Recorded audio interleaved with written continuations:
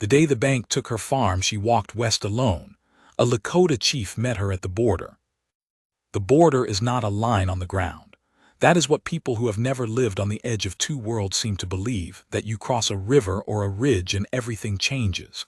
It does not work that way. The border is a feeling. It is the place where the air holds a different weight, where the grass under your horse bends a different direction, where the sound of wind in the cottonwoods shifts from something familiar into something older. I have lived on that border my whole life, straddled it, governed from it, watched men cross it with bad intentions on their faces, and I learned to read them the way my grandfather taught me to read weather, from the color of sky at the horizon, not the clouds directly overhead. I am going to tell you about a woman I saw crossing that border on a November morning in 1882. She was on foot. She had a canvas pack on her back and a child's coat tied to the outside of it, and a look on her face that I have seen on men coming back from war, not broken. Nothing like broken, but emptied out. Like something had been taken, and the space where it lived had not yet decided what it would become. I want to tell you about what I did, what I chose, why, and what came of it in the end, which was not what I would have predicted that morning. And I am a man who has spent 40 years predicting things correctly enough to stay alive and keep others alive too. What came of it surprised me. That does not happen often. I am glad it did. My name is Chayton. My father's name was Etched, which means fighter in Lakota, and he earned that name 3 times over. My mother was called Winona, which means firstborn daughter, and she was the one who taught me patience, which is the harder skill. I am 61 years old. My hair is gray at the temples and silver further back, and I wear it long still, braided once in the morning, and if it comes loose during the day, I do not stop to fix it. There are more important things. I have been a chief for 22 years. Before that, I was a warrior. Before that, I was a boy who watched his father work and tried to understand why some men bent under weight and others did not. I think I understand it now. I did not then. The morning I saw her, I was on the ridge above the creek we call Tebloka, which the settlers had started calling Dry Bone Creek, which tells you everything you need to know about the difference between the way my people and the settlers saw the same land. It was not dry. It ran clear and cold, and the banks were thick with brush that held deer every morning at first light. I went there sometimes to be alone. A chief has very little time alone, and I had learned to take it where I found it, at odd hours, in places no one thought to look for me. The grass had gone brown and the sky was the color of old pewter. There had been frost 3 nights running, and it had not fully lifted by mid-morning. I was sitting on my horse, a gray gelding named Tate Wind, watching the creek and not thinking about anything in particular, which is a skill that takes years to learn and which most men never manage. And then I saw her. She came over the low rise to the east. She was walking with her head down and her arms close to her sides, not hunched against the cold but drawn in, controlled. She had boots that were not heavy enough for the ground she was crossing. I could see from the way her ankles turned slightly every few steps that the soles were thin, worn through somewhere underneath.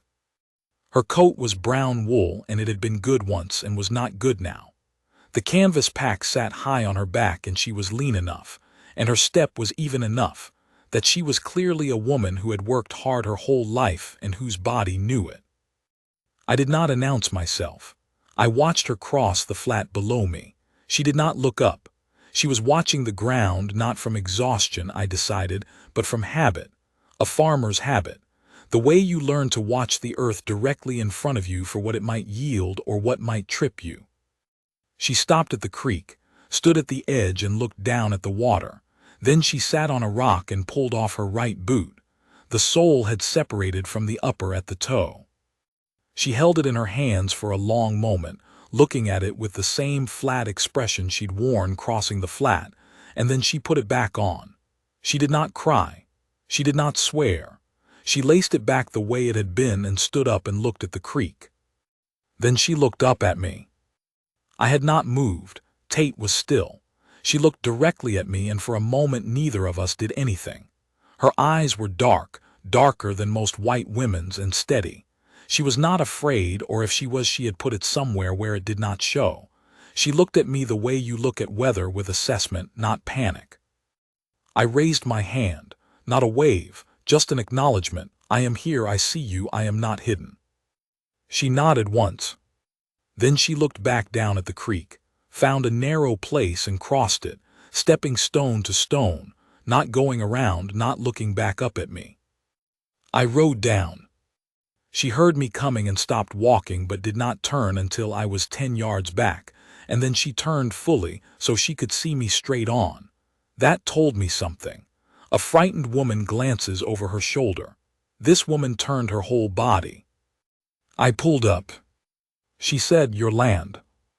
Her voice was flat and direct, no apology in it. I said, "Yes." She said, "I didn't know I'd crossed. I'll go back around if you'll tell me where the line is." I said, "There is no line on the ground."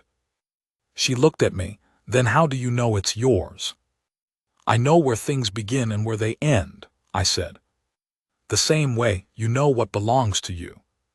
Something shifted in her face at that, just slightly, a small tightening around the eyes that she controlled almost immediately. She said, "I don't have anything that belongs to me right now, so maybe I'm not the best example." I looked at the pack on her back, at the child's coat tied to it. I said, "Where is the child?" "With my sister," she said, "in Laramie." She said it like the words cost something. "She's 4, I couldn't bring her into," she stopped. "I couldn't bring her." I said, "Where are you going?" She looked west. The sky was heavier in that direction. "There's work at a freight station on the other side of the Powder. A man named Greer. He was my husband's cousin. He said if we ever needed." She paused. "My husband died 3 years ago." "And the farm?" She looked at me for a moment before she answered, and I understood that she was deciding whether to answer at all, and that she had decided to because she did not see the point of pretense. "Bank took it 6 days ago. I had $63 left. I bought what I needed and started walking." I said, "It is 4 days' walk to the Powder in good weather." She said, "I know. The weather is not going to be good." She looked at the sky. "I know that too." I looked at her boots. I looked at the sky. I looked at her face, which gave nothing away except that she was cold and tired and not going to say so. I said, "I have a camp 2 miles north. My men and I have been out for 4 days. We go back to the village tomorrow morning." I stopped. "You can winter there. There is a woman in my village, a widow named Walks Tall, who has more room than she needs. You can work.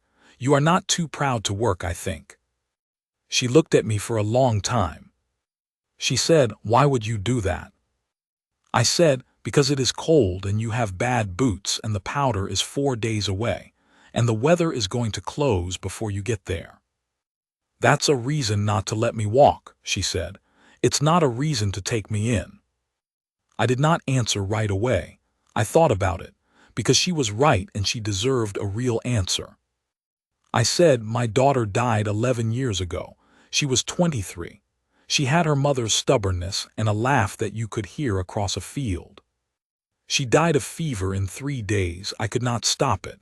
I have thought many times about what a different man might have done, in a different life, if someone had come along at the right time." I paused. "There is a child in Laramie who is 4 years old." She was quiet for a long time. She said, "My name is Clara Denning." I said, "Chayton." She said, "All right, Chayton," and she turned slightly to indicate she was ready to follow. Not gratitude exactly, not yet, but acceptance, and a kind of honesty that I had not been wrong about when I saw it in her face at the creek. I turned Tate north and she walked beside me, and I did not offer her the horse because I could see she was not a woman who wanted to be carried, and that mattered. The camp was in a stand of cottonwoods along a shallow draw. 3 fires, 7 men, horses on a line. My men looked up when we came in. None of them said anything. They had learned not to question my movements, which I had taught them by example, by never questioning theirs unless there was cause. Red Hawk was my second.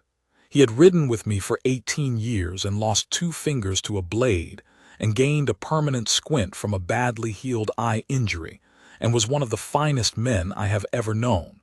He came and stood beside me while Clara set her pack down near the fire. He spoke in Lakota. He said, "She is a settler woman." I said, "Yes." He said, "Her farm." "Gone." He watched her for a moment. She was unwrapping something from the top of her pack, dried meat of some kind, which she held her hands over to warm before she ate it. She ate standing up, did not ask for anything. Red Hawk said, "She is not what I expected." "What did you expect?" "Someone softer."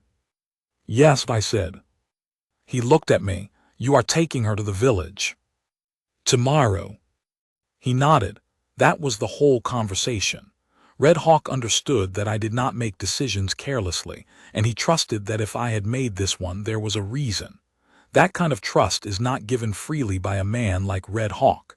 It is built over years of watching someone do what they said they would do, say what they meant, own what went wrong. I was grateful for it. I did not say so because I did not need to. Clara ate. One of my younger men, a boy named Standing Elk who was 19 and curious about everything, brought her a tin of broth and set it near her without making it into a gesture, and she took it and drank it, and when she was done she set it back near him. That was all. No performance on either side. I appreciated that. She slept near the fire. She was asleep quickly on her side, her pack under her head. I sat up for another hour watching the sky move and thinking about the decision I had made and whether it was wise. I decided it was not about wisdom. It was about what was right, which is sometimes the same thing and sometimes not. My village was a day and a half north, on the flat protected ground east of a long ridge that broke the worst of the winter wind. We had been there 7 years and the location was good. Water in 3 directions. Timber to the north, and on the western side, where the ridge came down to flat, a clear view for 4 miles that gave us warning of anything coming. We arrived at midday the following day. Clara walked the entire way. She did not ask to ride. By the time we got there, her jaw was set in a way that told me her feet were giving her trouble, and she said nothing about it. I brought her directly to Waxtall's lodge. Waxtall was 58 years old and had been a widow for 9 years, and had the temperament of a woman who had long since stopped expecting anything from anyone and had found that freeing. She was short and square and had dark eyes that caught everything and gave very little back. She met us at her door and looked at Clara for a long moment and then looked at me. She said in Lakota, "Yours." I said, "A guest, she will work." Waxtall looked back at Clara. She reached out and took the lapel of Clara's coat between 2 fingers, feeling the wool. She released it. She turned to me and said, "Her boots are ruined." "Yes." "She needs different boots." "Yes." Waxtall went back inside. Clara looked at me. I said, "She's deciding." "About me." "About your boots. She is a practical woman." Waxtall came back out with a pair of moccasins. She held them toward Clara without ceremony. Clara looked at them. She reached into her coat and produced a coin, I could not see the denomination, and held it out. Waxtall looked at the coin. She said in English that I had not known she possessed, "Put that away." Clara looked at her. Something happened in that exchange, something between the two of them that I was not part of and did not need to be. Clara put the coin back. She took the moccasins. Waxtall stepped aside to let her in. I went to deal with the horses. For 3 days I did not see her. I had the business of the village. A dispute about a line of fence that a settler named Grote had moved 20 yards onto our grazing land, which had been moved 3 times in 2 years, and which was going to require a direct conversation I was not looking forward to. Grote was the kind of man who moved in small increments and expected you not to notice. The first time, 2 years prior, it had been 5 yards, a fence post repositioned after a spring flood, he said, because the flood had taken the markers. I had accepted that explanation because it was possible, and I was not a man who made accusations from possibility. I had shown him where the original markers had stood. He had nodded. The next spring, the fence had moved 7 yards. He had another explanation. I had given him another boundary conversation. This third time, I was not going to explain anything. I was going to stand at the property line with Red Hawk and 2 other men and point, and I was going to say, in the plainest language I possessed, that the next time the fence moved I would take it down myself and send the posts back in pieces. That is what I did. Grote stood on his side of it with his thumbs in his belt, and said things about treaty rights that he had evidently been practicing and that bore very little relationship to what the treaties actually said. I let him finish. Then I told him what the treaties actually said, article by article, which I could recite because I had read them in the original and had a copy of each one at home and could produce them if needed. His face went through several stages. He ended on a kind of sullen compliance that I recognized, the posture of a man who is not going to do the right thing because he wants to, but because the cost of the alternative has become clear. He moved the fence back. I watched him do it. Red Hawk, riding home, said, "He'll wait a year and move it again." "Probably," I said. "But not today." That is the work of a chief that no one tells stories about, the repeated, careful, unglamorous holding of the line. Not a battle, not a heroic act, just a boundary maintained year after year in the certain knowledge that the maintenance is the thing, that there is no final victory, only the ongoing choice to stand where you are and refuse to be moved. There was also a sickness among the children, nothing severe, a chest cold that was moving through, but 3 children under 5, and I watched that closely. And there were supplies to account for, horses to rotate, preparations for winter that could not be delayed. On the 4th day, passing Waxtall's lodge, I heard Clara's voice inside reading aloud. Slowly, with stops and corrections, I paused. She was reading to Waxtall, or no, she was teaching Waxtall to read, in English. I could hear Waxtall's voice repeating syllables, mispronouncing, correcting herself, and Clara's voice, patient, starting again. I walked on. On the 6th day, Red Hawk told me she had been out with the women gathering the last of the dried grass the horses would need. She had worked without being asked, without breaking, from before light until the work was done.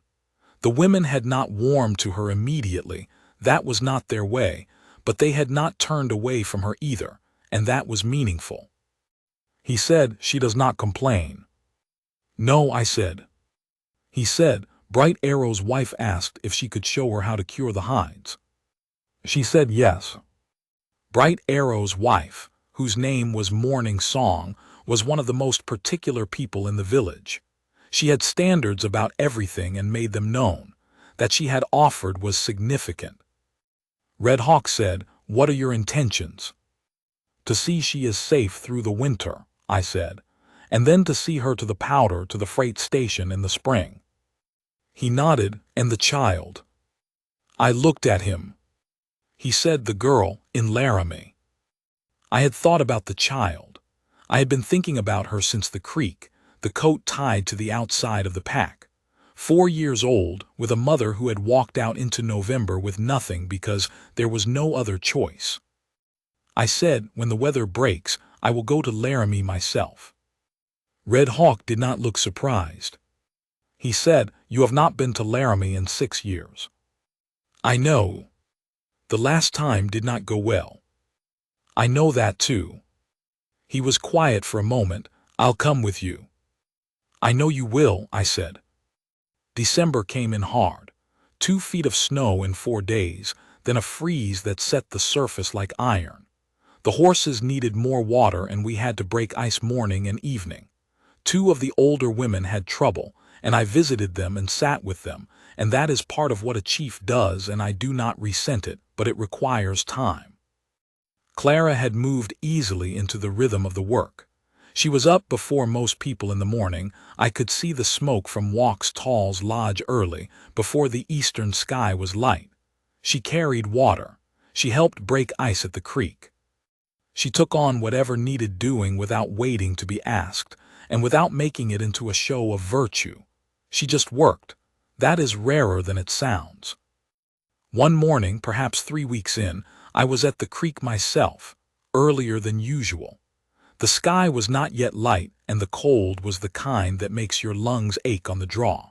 She was there before me, pulling water through a hole in the ice, and she looked up when she heard me and then looked back down at what she was doing. I broke the ice further down. We worked in the dark, a few yards apart, not speaking. After a while she said, without looking up, "Do you miss it, when the quiet comes?" I said, "What quiet?" "Before everyone else is up, when it's just before." I thought about it. "Sometimes," I said. "Less than I used to." She nodded. She was wringing the ice from her gloves with her bare hands. I noticed she had acquired better gloves since she arrived, traded for, I assumed, or given by Morning Song, who had been quietly making her useful things. She said, "I used to get up an hour before my husband, before the farm, before Emmy." She said the child's name the way you set something fragile on a shelf. "I would just sit on the porch and listen to nothing. I thought I'd miss it when I got married." She shook the water from the bucket. "I never did. Turns out what I thought I wanted was just not knowing yet what I actually wanted." I said, "And now you know." She looked at me, not a long look, just enough. She said, "I'm working on it." She picked up her bucket and walked back toward the village. I stood at the creek for another few minutes. The sky was beginning to gray in the east. The creek made a small sound under the ice where it was still running. I had not talked about Chapa in years. My wife had, in the last years before she died. She had talked about Chapa often, the way you talk about a place you can no longer visit but remember well. After she was gone, I had stopped.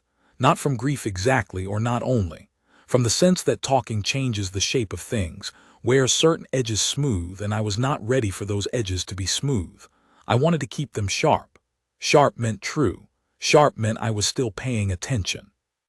But I had told Clara.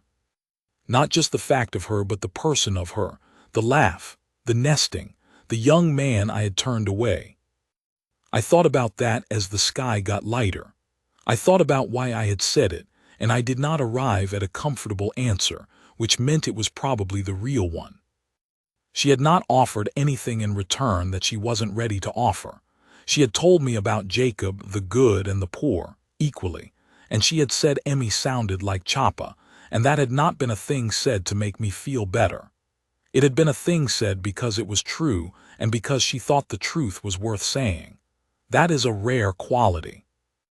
I have met very few people who offer truth not as performance or to extract something, but simply because truth seems like the correct thing to put in a given space. I picked up my own bucket and went back toward the village. There was a man named Dulles. He arrived in the second week of January with 2 other men, all of them on horses that were too thin for the season, which told me they had pushed hard. They came to the village edge and asked for me, and I went to them. Dulles was in his 40s, a blocky man with a broad face and eyes set too close together, and the bearing of someone who had spent a long time in the company of men who did not question him. He told me he was a land agent working for the Territorial Bank out of Cheyenne. He said they had interest in any settler women who might be residing on the reservation without authorization. He said settler women, plural. He did not say her name. I said, "There are no settler women on my land without authorization." He looked at me. "That's so, not a question." "That is so," I said. "We have information that says a woman named Clara Denning may have crossed onto your land in November. She is of interest to the bank." I said, "Why would a bank have interest in a woman?" He said, "She vacated the property before all liens were satisfied." I looked at him for a moment. I had dealt with men like Dulles many times, men who dressed up appetite in the language of process. The bank had already taken the farm. Whatever this was, it was not about lions. I said, I don't know the name. He said, be that as it may, any settler residing on Lakota land without a proper arrangement is in violation of. I told you I don't know the name, I said. I also told you this is my land. You have arrived without invitation, which I have allowed because I am a patient man. I am going to ask you now to go back the way you came. He sat his horse and looked at me with the particular expression of a man who believes he is more dangerous than he is. You might want to think carefully before you make an enemy of the territorial bank. I have thought, I said, go home. His jaw tightened. He looked past me at the village, at my men who had gathered not aggressively, just present, the way a body of still water is present. He looked at Red Hawk, who was standing 8 feet to my left with his arms folded, and the expression of a man who had nothing to prove and knew it. Dulles turned his horse. The 2 men with him turned. They rode south. Red Hawk said in Lakota, he will come back. Yes, I said. With more men. Possibly, I watched them ride. Or he'll go to the agency, try to make it official. What do we do? I said, we tell her. I told Clara that evening. I sat across from her at Walks-Tall's fire. Walks-Tall herself was in the back of the lodge, pretending not to listen, which she was, and I told her what Dulles had said and what I had told him. I watched her face while I spoke. It did not change much. A tightening around the mouth, a stillness in the eyes. When I was done, she said, he works for Crandall. Who is Crandall? The man who arranged the loan on the farm. When Jacob died and I couldn't keep up the payments, Crandall offered a restructured arrangement. I took it. 18 months later, he said I'd missed a payment I hadn't missed and moved to foreclose. She looked at the fire. I had receipts. The judge said the receipts were in dispute. It took 4 days. She paused. His brother-in-law was the judge. I said, what is he after? She looked at me. The back 40 I was farming was survey land. There's a spring on it that runs year-round. He wants it and he doesn't want me talking to anyone about it. She said it flatly, like a woman reciting inventory. He sent someone to find me. Which means he didn't just want me gone. He wants to make sure I stay gone. I thought about this. I said, you are safe here. She said, I know that. I'm not worried about me. She stopped. Emmy is in Laramie. I said, I told Red Hawk I was going to Laramie in the spring. She looked at me. The firelight was low and it caught the line of her jaw, the set of her eyes. She said, why would you go to Laramie? To bring your daughter. She was quiet for a long time. Walks-Tall made a small sound in the back of the lodge, adjustment, not comment, but I noticed it. Clara said, you don't have to do that. I know. It's a hard ride. I've made harder. She was still looking at me. She said, Chayton. I said, yes. She said, why are you doing all of this? It was the same question she had asked at the creek. I gave her the same answer I had given then in part. But then I told her the rest of it. I told her about my daughter again, not just the loss of her, but who she had been. The laugh you could hear across a field. The way she had argued with me about everything until she was 15 and then started agreeing with me, which worried me more. The man she had wanted to marry who I had not thought was worthy of her, and who, after she died, I thought of every day and wondered if I had been wrong. I told Clara things I had not told anyone in 11 years, because there was something in the directness of her face that made pretense seem like more effort than it was worth. When I stopped talking, the fire had burned down low. Clara sat with her hands folded in her lap and looked at the coals. She said her name. Chapa, I said, which means beaver. It was a nickname. Her real name was much longer, but she was Chapa from the time she was 2 because she was always building something, always rearranging things, always making nests. I stopped. She would have been 34 this spring. Clara said very quietly, she sounds like Emmy.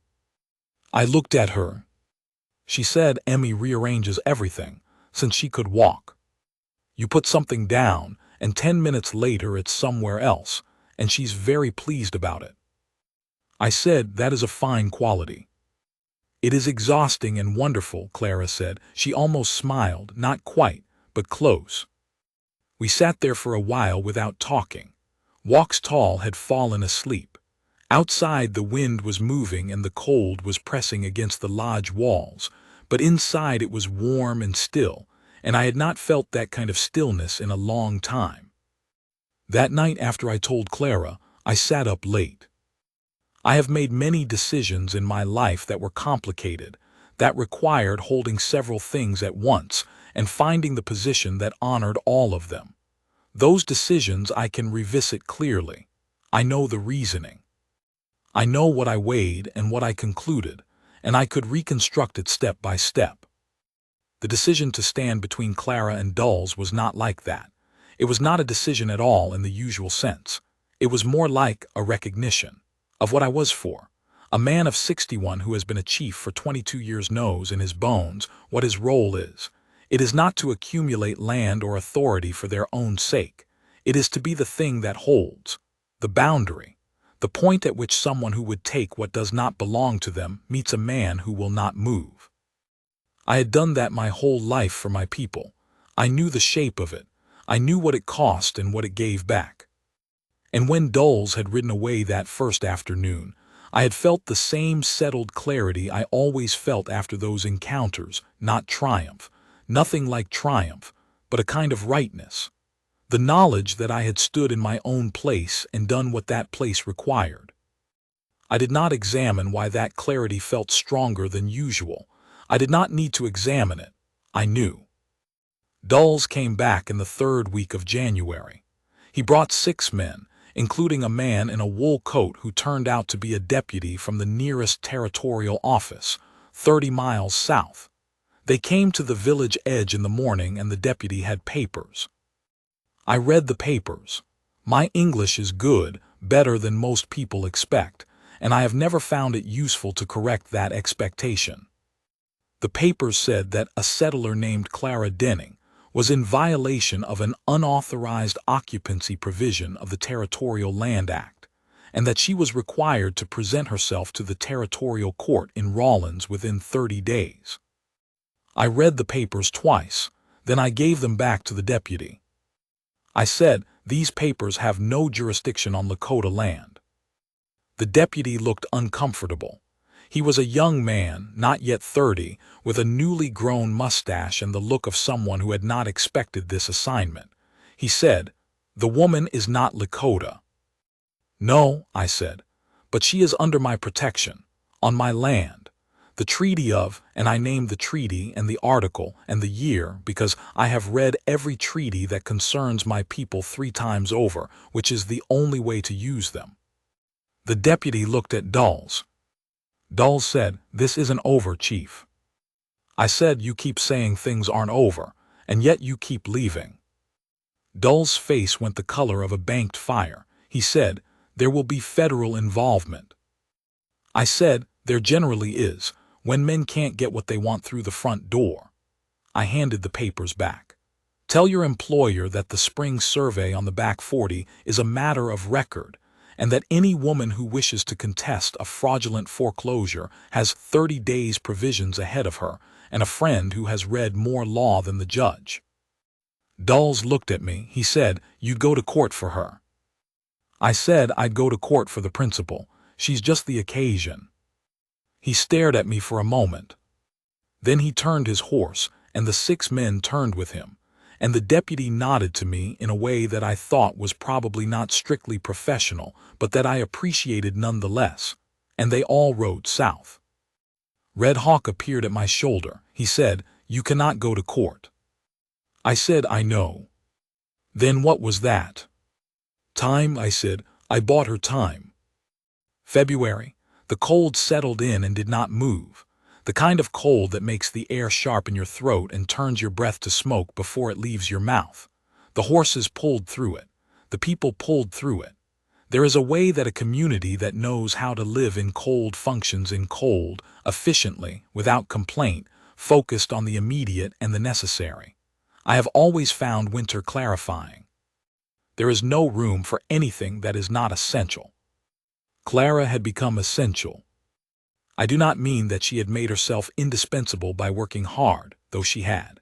I mean that somewhere in the course of the winter she had become a person who was simply present in a way that the village had adjusted around. Walks Tall, who trusted no one quickly and few people thoroughly, had given her the corner of the lodge where a daughter had once slept. Morning Song brought her meals sometimes, which was not something Morning Song did for many people. The children had decided she was interesting, and 3 of them had developed the habit of following her when she moved around the village in the morning, which she seemed to accept with neither annoyance nor performance. Standing Elk, who was 19 and curious, had asked her to teach him to read English. She had said yes without making anything of it, and in the evenings when the work was done, I would sometimes pass Walks Tall's lodge and hear the same patient sound I had heard in December: syllables, repetitions, corrections. One evening I came in from checking the horses and Walks Tall was asleep, and Standing Elk had gone home, and Clara was sitting alone near the fire, reading a book. A small one, battered, the spine broken. I had not seen the book before. She looked up when I came in. I said, "What is it?" She held it up. It was a book of poems. She said, "My husband gave it to me the winter before he died. I don't know why I brought it. Of everything I could have put in the pack." I sat down. She held it out to me, open to a page, and I read a few lines. They were about snow. About the way a field looks after the first snowfall, smooth, unmarked, full of possibility. I said, "It is a good description." "Yes," she said, "he was good at choosing things." She took the book back gently. "He was not good at much else, Jacob, but he was good at choosing things." I said, "Meaning?" She looked at me briefly. "He chose me for one." I said, "That was good judgment." She looked back at the fire. "He also chose that loan from Crandall, so," a pause, "he trusted the wrong men sometimes." She turned a page of the book without reading it. "He would have liked you," she said. "He liked men who said what they meant." I was quiet. She said, "Emmy has his eyes. Very dark. She looks at you like she's reading something written on the back of your head." "Like her mother," I said. Clara looked at me. A real look, not the assessing kind. The kind that comes after the assessment is done and what's left is just seeing. She said, "You think so?" "Yes." She looked back at the fire, but something in her settled slightly that had been held a little too straight. The thaw came early in March, which in that part of the world is its own kind of danger. A false thaw can pull you out into mud that will take a horse to the knee, and then the cold comes back and you are standing in frozen mud with nothing gained. I had learned to wait 2 weeks after the first thaw before I trusted it. I watched the creek. When the ice was fully out and the water ran clear and the mudflats along the banks began to firm, I began to prepare for Laramie. I told Clara the night before. She was sitting in the same place she always sat, which was on the left side of the fire, her legs folded, the book sometimes in her hands and sometimes set aside. I sat across from her and told her I was going in the morning, with Red Hawk and Standing Elk. She said, "3 men." I said, "It's enough."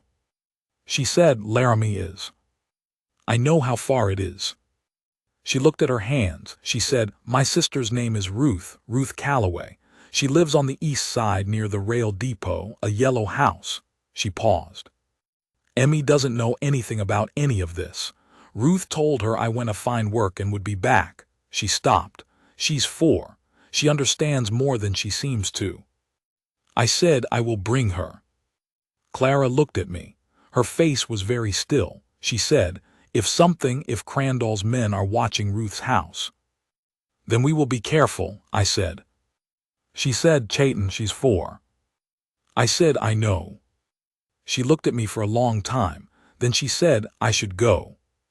"No. She's my daughter." And Laramie is where Crandall has connections and where your name on a paper means something to a judge. Here you are on my land and he can't touch you. In Laramie you are alone. I paused. You stay, I go. We bring her back to you. She did not argue further, which told me she saw the logic, even if it cost her something to accept it. She said, "Thank you."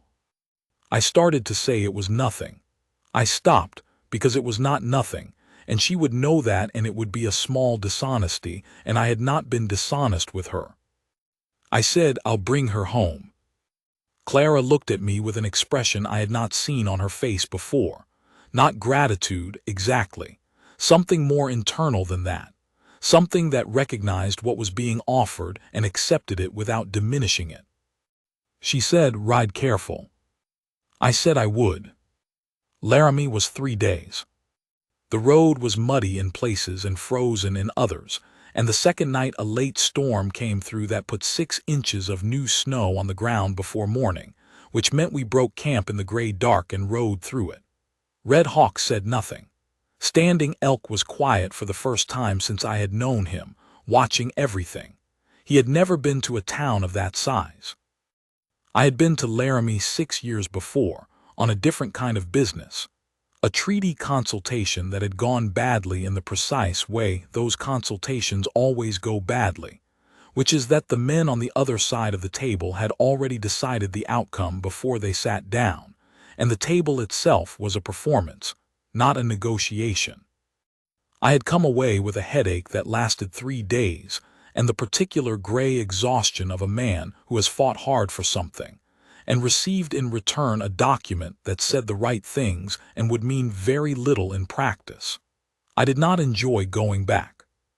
But there is a thing that happens when you are riding toward a purpose that is clear and immediate and belongs entirely to you, not to treaties, not to politics, not to the larger grinding argument between my people and the men who kept redrawing the lines. This was a different thing. This was a 4-year-old girl in a yellow house who did not know her mother was waiting. This was a promise I had made to a woman at a fire in November. It was simple, which is not the same as easy, but it is a different quality of hard. The morning of the 3rd day we came down off the high ground into the valley, and the town was there below us, spread along the railway in the particular untidy way of places that have grown fast and without planning. Smoke from chimneys, the sound of a hammer somewhere. 2 freight wagons moving in opposite directions on the main street, slow, the drivers eyeing us as we came down. Red Hawk said nothing. I had asked him before we left to say as little as possible in Laramie, not because he could not handle himself, but because the thing I was afraid of was not a confrontation, it was a tension. A Lakota chief and 2 warriors in Laramie in the spring mud would draw attention. What we needed was to move through it quickly and be gone. We came into Laramie from the north side, which I preferred. The east side of town near the rail depot, a yellow house. Red Hawk said, "There." He had eyes that could find things a mile further than mine. I looked. The house was small and well kept, paint not recent but not peeled, a front gate that latched. We came up the street at a walk and I was watching the surrounding houses, the mouths of the alleys, the men standing near the depot. 2 of them looked at us too long. I noted it. I knocked on the door. The woman who opened it was younger than Clara, smaller, with the same steady eyes. She looked at me for a moment and then at Red Hawk behind me, and she did not step back or call out, which I respected. She said, "You're Chayton." I said, "Clara sent you word." "She found a way," Ruth said. "Last month, a man from your village came through." She looked at me. "Is she all right?" "She is well," I said, "and safe." Ruth closed her eyes for just a moment. Then she stepped back and let us in. The child was in the back room. I could hear her before I saw her, not crying, not playing, but talking to herself in the low, steady way of a child who has invented company. Ruth went and got her and brought her to the front room, and the girl looked at me with the dark eyes Clara had described. Jacob's eyes. She looked at me the way her mother had looked at me at the creek, with assessment, not fear. I crouched down so I was at her level. She said, "Are you an Indian?" I said, "Yes." She considered this. She said, "Where's my mama?" I said, "She is waiting for you. I have come to take you to her." The girl, Emmy, looked at me for a long moment. She looked at Red Hawk, who was large and still and whom most adults found somewhat intimidating. She appeared to find him acceptable. She looked back at me. She said, "Does she know you're coming to get me?" I said it was her idea. Another pause. Then the girl turned to her aunt and said, "I need my coat," with the authority of someone 4 times her age. Ruth brought the coat and a small bag. She held the girl for a long time, and I turned away to give them that. I was watching the street. The 2 men near the depot had moved. One was on our side of the street now. I touched Red Hawk's arm and he saw it too. Ruth said behind me, "Crandall has a man watching the house." I said, "I see him." She said, "There are usually 2. I looked at Red Hawk. He stepped out the back door. The girl, Emmy, stood in the middle of the room with her bag in her hand, watching everything. She was not afraid. She was watching in the same way her mother watched things, taking inventory. I said, "We go out the back." We went out the back. Red Hawk met us in the alley. The second man had been back there and was now sitting in the mud, and Red Hawk was straightening his coat. Standing Elk had the horses. We moved quickly, east through the alleys, north at the rail yard's edge, and then out onto the road before anyone organized. I put Emmy in front of me on Tate. She sat straight and held the saddle horn with both hands, not squeezing in fear but gripping as a practical matter. We rode. She was quiet for a long time. Then she said, "Is my mama living with Indians?" I said, "She is living in my village." "Are there other kids?" "Yes." "What do they play?" I told her. I do not remember everything I said, but I told her about the games the children played, the things they built, the creek, and she listened with her back straight and her grip steady and her eyes moving over the country we were passing through, cataloging it. Red Hawk rode on my left side. I saw the edge of a smile on his mouth, which was rare. After a while Emmy said, "Your horse is very big." I said, "He is a good size." She said, "He doesn't mind me being up here." "He is used to being useful," I said. She thought about that. She said, "Me too," with the matter-of-fact tone of someone reporting a fact. I did not say anything, because there was nothing to add. We rode into the village on the 6th day, having come back slower with the child. I was tired in the way that comes from a long, careful thing held with sustained attention, the kind of tired that releases all at once when the thing is done. Clara was at the edge of the village. I do not know if someone had told her we were coming or if she had just come out at intervals for 3 days and finally timed it right. She was standing, arms at her sides. When she saw us, she did not run. She walked quickly, which was somehow more than running. Emmy saw her at the same moment and said, "Mama." Not a yell, just the word, a fact being stated. I stopped Tate and lifted the girl down, and she ran the last 20 yards and Clara caught her and went down to her knees in the mud and held her, and I looked away at the ridge to the north, because that moment was not mine. I walked Tate to the horse line and unsaddled him and gave him water and grain, and by the time I was done, Red Hawk and Standing Elk had gone to their own places, and the village was going back to its business around me. When I turned, Clara was standing 10 feet away. Emmy was on her hip, face buried in Clara's neck. Clara looked at me across those 10 feet. She said, "You all right?" I said, "Yes." She said, "You're limping." I looked down. My right knee had stiffened on the road back, an old wound, a horse fall years ago that had never entirely mended. I had not noticed it while I was moving. Standing still, it announced itself. I said, "It's old." She said, "Come inside." I said, "I have to." "Come inside," she said again. Not a request. The same tone she'd used at the creek, the flat, direct voice of a woman who has said the thing and means it. I followed her in.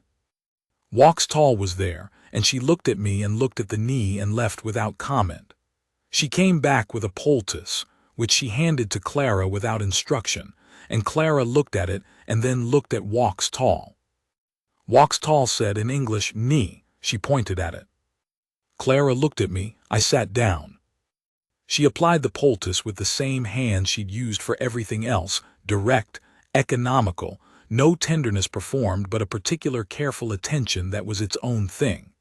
Emmy had installed herself in the corner with Walks Tall's things, rearranging them. Walks Tall watched her and said nothing, which was the highest form of approval Walks Tall offered. Clara's hands were warm and she worked without talking, and I let her. When she was done, she sat back and looked at me. The fire was low. Emmy had fallen asleep on the floor among Walks Tall's things, one hand still curled around a small wooden bowl she'd evidently been repositioning. Clara said, "You didn't have to go." I said, "I told you I would." She said, "I know." She looked at the sleeping child. "She talked about you all the way back, didn't she?" It was not a question. I said, "She's an observant child." "She takes after her father," Clara said. Then she looked at me. "And she likes people who do what they say." I said, "Most people do." "Not everyone has a lot of practice with it," Clara said. We were quiet. The fire settled. Walks Tall had gone to the back of the lodge, giving us the fire. Clara was still looking at me. I had learned to wait when she looked at me that way. There was always more. She said, "I have been thinking about Rawlins." I said, "The court, the foreclosure, the survey records." "You said something to Dulles about a spring survey." She paused. "I have the original survey description from when Jacob bought the farm. I kept it. It's in the pack." She was working through something as she spoke, assembling it. "If the survey shows the spring on the property, and the foreclosure papers describe the property without the spring, then the lien was on a different piece of land than what was described." I said, "That's right." She looked at me. "You already thought of this?" I said, "I thought of it in February." "Why didn't you say anything?" I said, "You were getting through the winter, one thing at a time."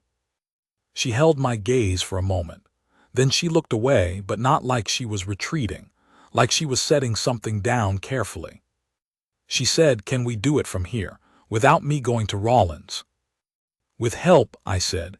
"There is a lawyer in Cheyenne I have worked with before on treaty matters, an honest man, which makes him unusual in his profession. I think with the survey record and a proper filing, you can contest the foreclosure without presenting yourself in the court." I paused. "I will write to him." She said, "You'd do that?" It was not a question either. She had stopped questioning what I would do sometime in the past month, and the absence of the question was itself something. I said, "It's a sensible course." She said, "Chayton." She said my name the same way she'd said it that night by the fire months ago, with a weight in it. I looked at her. She said, "I'm not going to the Powder River station in the spring." I said, "No." She said, "No." She looked at Emmy on the floor. She looked at the lodge around her. She looked at me. "If Walks Tall can stand having us." A pause. "If you can stand having us." I said, "I can stand it." She said, "You'd have to stand it for a while." I said, "I have been standing things for a while. I am practiced at it." Something came to her face then, not a smile, or not entirely. Something that encompassed the smile and went further back. She put her hand on my arm just for a moment, her palm flat on the sleeve of my coat. She did not press down or grip, just placed it there and looked at me, and I could feel the warmth of it through the wool. She said, "Emmy is going to rearrange everything you own." I said, "Good. Most of it has been in the same place too long." She took her hand back. She looked at the fire. She was not smiling exactly, but she was not smiling either, and the line between those two things on her face was one I had spent months learning to read. That winter was the longest I remember, and I do not mean hard. I have known hard winters, winters that took people. I mean long in the way that something full is long. You reach the end of it, and you have the strange sense that more happened inside it than the calendar allows. I have thought about why that is, and I think it is because most of my winters had been spent in the ordinary rhythm of a man who knows what each day will ask of him, and does it well and moves on. This winter had something in it that was not ordinary. Emmy took to the village the way she took to everything, directly, without ceremony, with the immediate purpose of figuring out where things went and what they were for. By the second week, she had explored every corner of Waxtall's lodge and had opinions about the arrangement of the cooking implements. By the third week she had made a friend, a girl named Little Rain who was 5, and they had established a private economy of small objects that I did not fully understand, but that seemed to run on a system of fairness that neither of them could have articulated but both adhered to. She called me Chayton.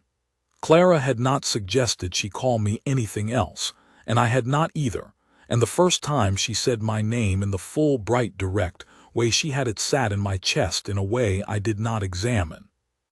She asked me questions, a great many questions. Why did horses' eyes face sideways? What was the ridge made of? Why did the creek make different sounds at different times? Why did Red Hawk not smile very much? A question I found difficult to answer without smiling myself. She had the intellectual appetite of a person who has recently discovered that the world is larger than her experience of it so far, and intended to map it. I answered her. I did not simplify much. She was 4, but she was not a child who required simplification. She was a child who required accuracy. And if the accurate answer was something she did not yet have the vocabulary for, she asked what the words meant, and I told her those too. Clara watched this from a middle distance. She was not a hovering mother. She let the child go where she went and ask what she asked and was present without being intrusive. I liked that about her, among other things. It was sometime in January that I realized I was no longer thinking of her as the woman from the creek. I was thinking of her as Clara simply. The name had weight to it now. It had texture. The way a path gets texture when you have walked it enough times that your feet know it. The lawyer in Cheyenne was named Aldous Webb. He was 55 and thin and wore the same gray coat every time I had ever seen him, and had the careful, narrow attention of a man who had made a life out of reading what was written down. I wrote to him in April. He wrote back in May. He said the survey discrepancy was substantial, and the foreclosure documents were either negligently prepared or deliberately misleading, and that, in his opinion, a motion to vacate the foreclosure on grounds of fraudulent description had a solid probability of success. He said he would need the original survey, Clara's payment receipts, and an affidavit from a witness to the original terms of the loan. The witness was Ruth. She came in June, on the stage, with 2 bags and a look on her face that said she had been working up her courage for the journey and had arrived at it through sheer stubbornness. She and Clara held each other at the edge of the village for a long minute, not saying anything. Emmy attached herself to Ruth's leg and refused to release it for the better part of an hour. I gave Ruth Waxtall's lodge. I slept at Red Hawk's fire for 2 weeks, which Red Hawk accepted without comment, though I could see he found it entertaining. Ruth stayed 3 weeks.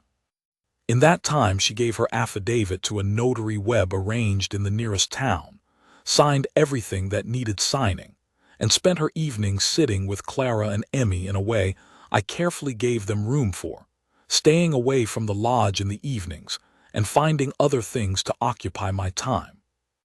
On the morning she left, she found me at the horse line. She said, "You brought Emmy back safe." I said she rode well. Ruth looked at me. She had Clara's eyes, the same direct, reading quality. She said, "Clara doesn't say much." "No," I said. "About anything," a pause. "She told me about her boots." I said they were not good boots. Ruth looked at me for another moment. Then she said, "She is happy." She said it plainly, like a fact she had come to confirm and now had. I haven't seen her like that, not since before Jacob died, maybe before that. I did not know what to say. I said nothing. Ruth nodded. She climbed into the wagon that Standing Elk had agreed to drive her to the stage stop with. Standing Elk was very pleased about this, in a way he was not quite concealing, and Ruth appeared to find him neither unpleasant nor uninteresting, which I noted with the small, private amusement a chief is allowed to have about things that are none of his business. She rode away south. Standing Elk turned the wagon back at the stage stop and came home looking like a man who had been given something to think about and was not sure what to do with it. I did not comment on this. A man learns some things on his own schedule. I went back to the horse line. I unsaddled a horse that needed it, rechecked a shoe on the gray, moved the water to where it would be more useful in the morning. The work of a horse line is plain and physical, and it requires your hands without requiring your mind, which is useful when your mind has things to sort through. I had been thinking about what Ruth said, that Clara was happy, that she had not seen it in her since before Jacob died. I am not a man who takes things lightly. I am not a man who borrows feeling from what might be rather than what is. But I stood at the horse line in the June morning with the smell of hay and animal and good, clean mud around me, and I knew, as plainly as I have known anything, what it meant, what it was going to mean. The shape of the thing that was coming, that was already mostly there. I finished the work and went inside. The decision from Aldous Webb came in September. The motion to vacate had been granted. The fraudulent description had been confirmed by a secondary survey ordered by the court. Crandall had been assessed penalties. The farm was returned to Clara's name. She told me in the evening. She had the letter in her hand, 2 pages, and she read it twice and then set it on her knee and sat for a while. Emmy was asleep. Walks Tall was in the back. She said, "The farm is mine again." I said, "Yes." She said, "It's been 2 years since I stood on it." I said, "It will still be there." She looked at the letter. She did not look at me. She said, "Do you know what I thought about all winter, when I was carrying water in the dark?" I said, "No." She said, "I thought, what is the first thing I'll do when I get the farm back? I used to run through it, fix the roof on the south barn, clear the back 40 properly, plant the spring field early." She paused. "I spent months planning it." I said, "And now?" She looked at me then. The fire was not low this time. I had built it up in the evening because the fall was coming in cool. It lit the side of her face. She said, "Now I'm not sure any of it is what I actually want." I said, "What do you want?" She was quiet for a moment. She said, "I want Emmy to grow up knowing something other than a broken-down farm that cost her mother everything." Another pause. "I want to read in the evening without worrying about what comes next." She turned the letter over in her hands. "I want to be somewhere that held." She stopped. I said, "Held?" She said, "Where I was held. Where it didn't, where I wasn't." She stopped again. She was not a woman who had trouble with words, and the difficulty told me something. She said, "I have been safe here, actually safe. And I didn't know how much I'd forgotten what that felt like." I said, "You don't have to go back." She looked at me. I said, "The farm is yours. You can sell it or hold it or let Webb manage it. You don't have to go anywhere." She said, "Is that what you want?" I said, "I want you to be where you want to be." She said, "Chayton." I said, "Yes." She said, "I'm asking you directly what you want." I held her gaze. I had not had many conversations in my life where someone asked me that and meant it and waited for the real answer. My wife had died 20 years ago, and before that she had known what I wanted without asking, which is a different and less deliberate thing. Clara was asking directly and waiting. I said, "I want you here." She held my eyes for a long moment.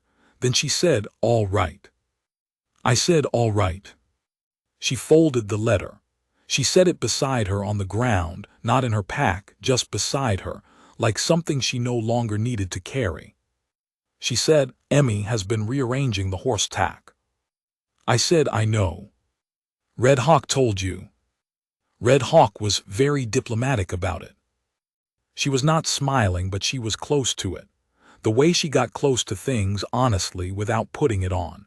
She said, "She's going to need a job, something to do with her hands, otherwise everything will be somewhere else by spring." I said, "I can find her something." Clara looked at me. She put her hand on mine, where it rested on my knee. Her hand was warm and direct, and she left it there. She looked at me with an expression I had no word for in any language I know. Not love in the way young people say it, rushing and incomplete, but something solider, something built from the winter and the cold mornings, and the creek and the ride and the letter and the 100 small things between one person and another that add up to a life. She said, "Thank you." I said, "For what specifically?" She said, "For all of it, for the creek, for Dulles, for Laramie, for all of it." I turned my hand over under hers and held it. We sat like that for a while, in the firelight, in the village that had held through the winter and would hold through the next one too, and the one after that. I said earlier that what came of it surprised me. I meant that. I have spent 40 years being the man who holds things together, the one who reads the treaty and remembers the article and stands between the people I am responsible for and the things that would take from them. I have known what I was for. I have known my worth in the particular way a man knows it when he has earned it through years of doing, through the weight of being needed, through the nights when something needed holding and he was the one who held it. There is a particular loneliness, though, in being the man who holds. No one asks if you are holding. No one checks. You are assumed to be solid because you have always been solid, and the assumption is not unkind. It is simply the nature of what you have built. A foundation does not get asked how it feels. A foundation holds. What I did not know, not until that November morning at the creek, was that there was a weight I had been holding alone for 11 years that I had not recognized as weight. I had mistaken it for character, for solitude chosen, for the shape of a man who has grieved and kept moving. A woman who had lost everything and walked west anyway and looked up at me without flinching. She did not give me my worth. I had that. But she saw it. Clearly, without inflation, without softening the hard parts. She did not see a chief or a symbol or a man to be managed or accommodated. She saw what was there, the whole of it, the grief and the competence and the years and the stubbornness and the mornings at the creek before light, and she chose it. And that is a different thing from having your worth at all. It is the thing you do not know you were missing until someone shows it back to you, plainly, in the way she placed her hand on my arm by the fire, or said my name with a weight in it that meant she was trusting me with something, or looked at me across 10 feet of village mud with a child on her hip and asked if I was all right. I am all right. Emmy rearranged the horse tack again in October. She also reorganized the firewood and moved 3 of Waxtall's storage vessels to positions that Waxtall initially objected to, and then, having been persuaded of their superiority, defended with some force when Morning Song questioned them. I said nothing about any of this. I watched it from a distance, and felt something I do not have a word for, and was glad of that too. The farm sold in November to a family named Holt, who Clara said seemed decent, who paid fair value. The money went partly into a fund that Webb held, partly into what Clara said we might need. She said we, without pausing over it. I did not pause over it either. Winter came again. The creek froze. The horses came in close to the village. The snow covered the ridge and the valley and the long grass of the flat, and in the mornings the cold was the sharp, clarifying kind. I got up before light most mornings. I had done that my whole life, but now there was smoke already rising from Waxtall's lodge, Clara, up first, carrying water. And I would go to the creek and break the ice, and by the time I came back the fire would be built, and Emmy would be awake and rearranging something, and the day would begin with people in it. That is what I will say about it. The day began, and there were people in it, and one of them looked at me the way she looked at me and called me by my name, and that was what held. That was what held.